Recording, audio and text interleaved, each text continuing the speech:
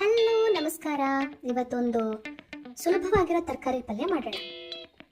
ಇದಕ್ಕೆ ನಾನು ಹೆಚ್ಚಿಟ್ಕೊಂಡಿರೋದು ಈರುಳ್ಳಿ, ಟೊಮ್ಯಾಟೊ, ಆಲೂಗಡ್ಡೆ ಮತ್ತು ಕ್ಯಾಪ್ಸಿಕಮ್. ಬನ್ನಿ ಮಾಡೋಣ. ಒಂದು ಬಾಣಲೆ ತಗೊಳ್ಳಿ, ಅದಕ್ಕೊಂಚೂರು ಎಣ್ಣೆ ಹಾಕಿ, ಮಾಮೂಲು ತುಂಬ ಕಷ್ಟದ್ದೇನಲ್ಲ, ಸಾಸಿವೆ ಹಾಕಿ ಚಿಟಪಟ ಅಂತ ಅನಿಸಿ ಅನಿಸ್ತಾ ಇದ್ದೀರಾ? ಹೀಗೆ. ಆಮೇಲೆ ಒಂಚೂರು ಕರಿಬೇವು ಹಾಕಿ ಹೆಚ್ಚಿಟ್ಕೊಂಡಿರೋ ತರಕಾರಿಗಳನ್ನ ಒಂದೊಂದೇ ಬಾಣಲೆಗೆ ಹಾಕ್ತಾ ಬನ್ನಿ.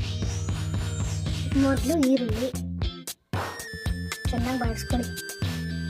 ಅದಾದಮೇಲೆ ಒಂದು ಸ್ವಲ್ಪ ಟೊಮ್ಯಾಟೊ ಹಾಕ್ಕೊಳ್ಳಿ. ಗಂಟಲು ಒಂಚೂರು ಎಣ್ಣೆನೇ ಆಗಿದ್ದಾಗುತ್ತೆ. ಇವಾಗ ಒಂಚೂರು ಅರಿಶಿನ ಹಾಕ್ಕೊಳ್ಳಿ. ಗಂಟಲು ಸರಿ ಹೋಯ್ತು. ಈರುಳ್ಳಿ ಟೊಮೆಟೊನು ಚೆನ್ನಾಗಿ ಬೇಯ್ತಾ ಇದೆ.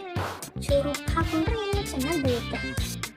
ಆಮೇಲೆ ಆಲೂಗಡ್ಡೆ, ಕ್ಯಾಪ್ಸಿಕಮ್ ಎಲ್ಲ ಹಾಕೊಂಡು ಚೆನ್ನಾಗಿ ಕೈಯಾಡಿ. ಚೆನ್ನಾಗಿ ಕುಕ್ಕಾಗಬೇಕು. ಸುಮ್ಮನೆ ಹಾಕೊಂಡ್ಬಿಟ್ಟು ಒಂದ್ಸರಿ ಕೈಯಾಡೋದಲ್ಲ, ಚೆನ್ನಾಗಿ ಕುಕ್ಕಾಗಲಿ. ಚೂರು ನೀರು ಹಾಕೋಬೋದು.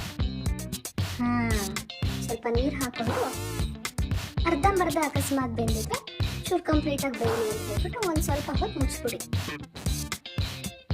ಈ ಕಡೆ ಒಂದು ಜಾರ್ ತಗೊಳ್ಳಿ, ಅದಕ್ಕೆ ಒಂಚೂರು ಕಾಯಿ, ಹುಣಸೆ ಹಣ್ಣು, ಇದು ನಾನು ಹಾಕ್ತಾ ಇರೋದು ಸಾರಿನ ಪುಡಿ ಹಾಕ್ತಾ ಇದ್ದೀನಿ. ಚೂರು ಅಚ್ಕಾರದ ಪುಡಿನೂ ಹಾಕಿ, ಜೊತೆಗೆ ಇನ್ನೊಂದು ಖಾರ ಬೇಕು ಅಂದವರು. ಇಲ್ಲ ಅಂತಂದರೆ ಬರೀ ಸಾರಿನ ಪುಡಿ ಒಂದೇ ಸಾಕು.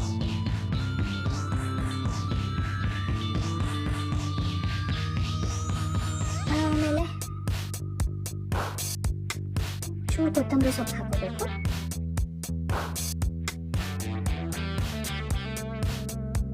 ಆಮೇಲೆ ಒಂಚೂರು ಬೆಲ್ಲ, ಜೊತೆಗೆ ಒಂದು ಸ್ವಲ್ಪ ಇಂಗು ಹಾಕ್ಬಿಟ್ಟೆಲ್ಲ ಡ್ರರ್ ಅನಿಸ್ಬಿಟ್ಟು ಅಂದರೆ ಗ್ರೈಂಡ್ ಮಾಡಿಕೊಂಡು ಬೆಂದಿರೋ ಎಲ್ಲ ತರಕಾರಿಗೂ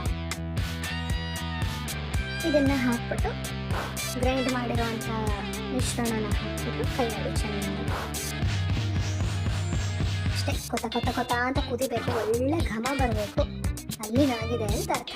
ಒಂದು ತರಕಾರಿ ಪಲ್ಯ, ಸಿಂಪಲ್ ಆ್ಯಂಡ್ ಟ್ರೆಡಿಷನಲ್ ತರಕಾರಿ ಗ್ರೇವಿ. ಚಪಾತಿಗೆ, ದೋಸೆಗೆ, ಅನ್ನಕ್ಕೆ ಎಲ್ಲದಕ್ಕೂ ಚೆನ್ನಾಗಿರುತ್ತೆ. ಕೊತ್ತಂಬರಿ ಹಾಕ್ಬಿಟ್ಟು ಅದಕ್ಕೆ ಅಲಂಕಾರ ಮಾಡಿಬಿಟ್ರೆ ಅದೇ ಹೋಯ್ತು ನಮ್ಮ ತರಕಾರಿ ಪಲ್ಯ. ನೀವು ಇದಕ್ಕೆ ಯಾವ ತರಕಾರಿ ಬೇಕಿದ್ರೂ ಹಾಕ್ಬೋದು.